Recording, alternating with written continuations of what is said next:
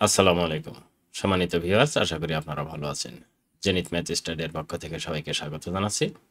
এখন আলোচনা করব বিভিন্ন চাকরির পরীক্ষাতে যে ইম্পর্টেন্ট প্রশ্নগুলো আসে সেগুলো পর্যায়ক্রমে আলোচনা করব।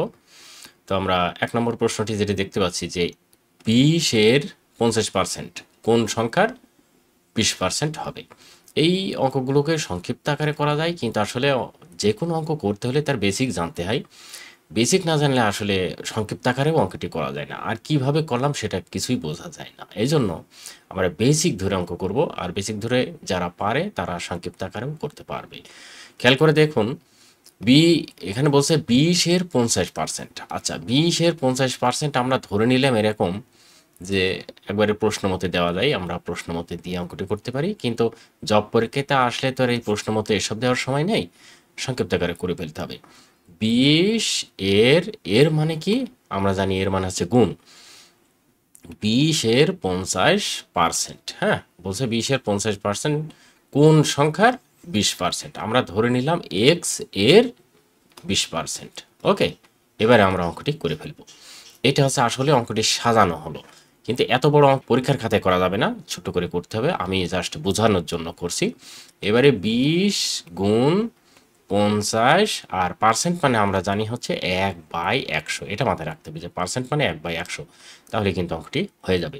এবারে এক্স গুণ এর মানে গুণ ২০%, তার মানে ২০ গুণ ১/১০০, এইটা মাথায় রাখতে হবে। এখন এটা ক্যালকুলেশন করলে আমাদের উত্তর হয়ে যাবে। আচ্ছা, এটা যদি কাটাকাটি করে ১ শূন্য ২ শূন্য ১ শূন্য ২ শূন্য কাটাকাটি করলাম।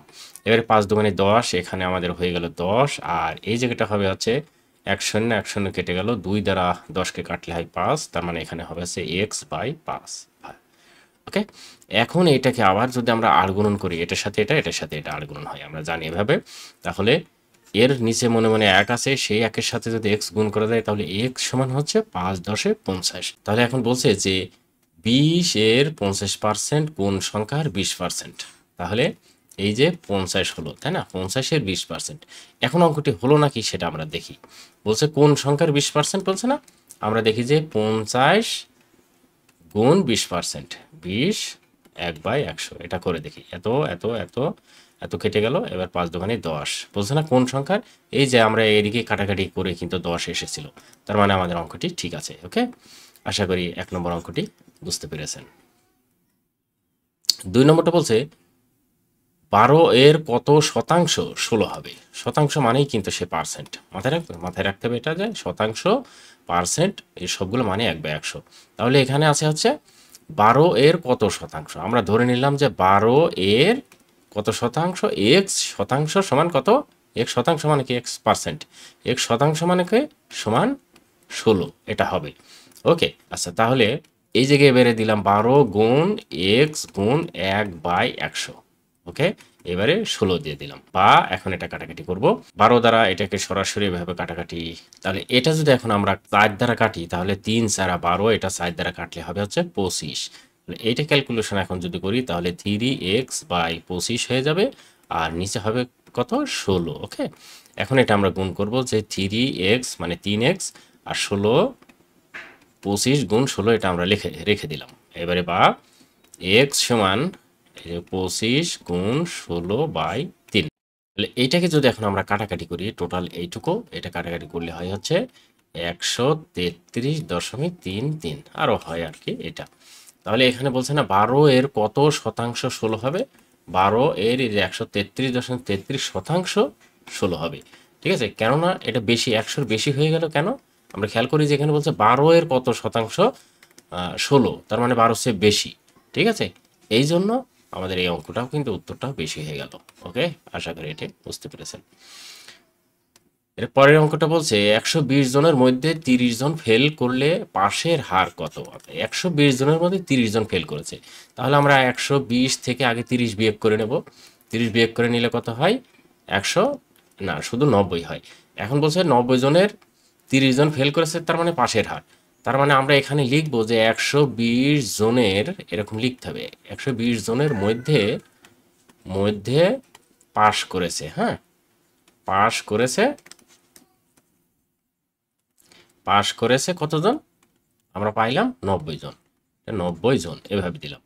অতএব একজনের মধ্যে পাস করেছে 90/120। আর এখানে কি বলছে কতজনের মধ্যে, যেহেতু বলছে পাশের হার, ফেল করলে পাশের হার কত, হ্যাঁ, তাহলে পাশের হারটা আমরা বের করবো। হার মানে আমরা জানি যে পার্সেন্ট বের করতে হবে। অতএব 100 জনের মধ্যে পাস করেছে 90 × 100/120, কাটাকাটি করবো, এটা এটা কেটে গেল।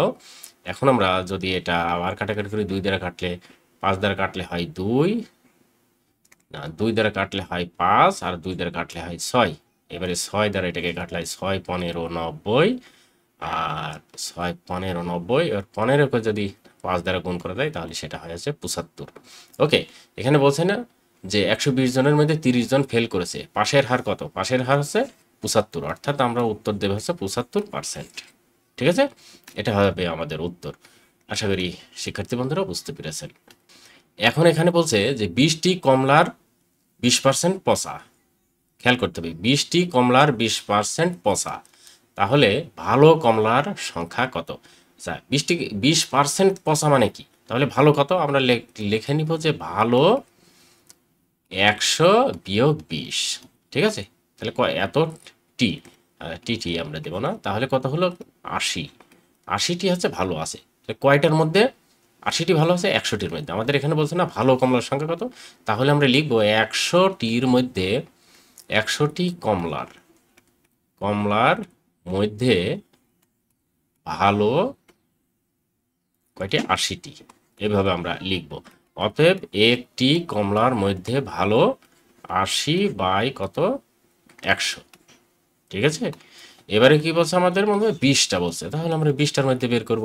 20টির মধ্যে ভালো আছে 80 × 20/100। ঠিক আছে, 0 0 কেটে গেল, এই 0 এই 0 কেটে গেল, আর থাকলো আছে কত, 8 দুগুণে 16টি।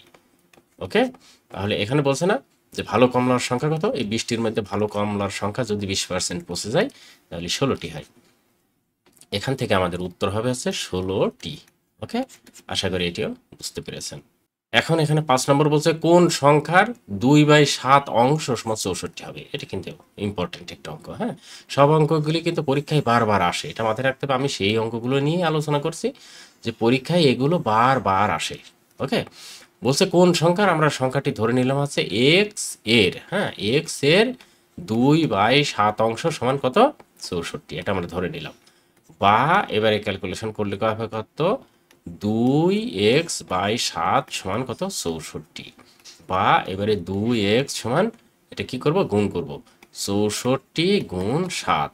এখন এটা যদি আমরা আরেকটু ক্যালকুলেশন করি, x সমান, অর্থাৎ x এর মানটা আমরা বের করব, হ্যাঁ, 7/2।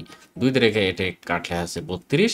এবারে 32কে 7 দ্বারা গুণ করলে হয় 7 × 14, আর 3 7 21 আর 22, 224টি।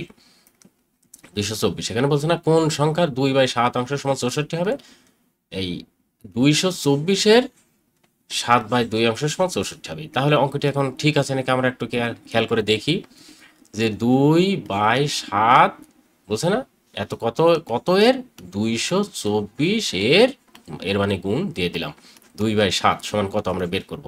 7 দ্বারা এটাকে কাটলে হচ্ছে 32, 3 7 21, আর 14 7 × 14, তাহলে এটা হবে কত, 64। আমাদের অঙ্কটি যেটা চাচ্ছিল হয়েছে, যে কত অংশ, এই যে 64 হয়ে গেল আমাদের উত্তর। এটা হচ্ছে ছিল অঙ্কটি। এই অঙ্ক বুঝে বুঝে অঙ্ক করতে হবে, অঙ্কের বেসিক জানতে হবে, বেসিক না জানলে শর্টকাট অঙ্ক করা যায় না।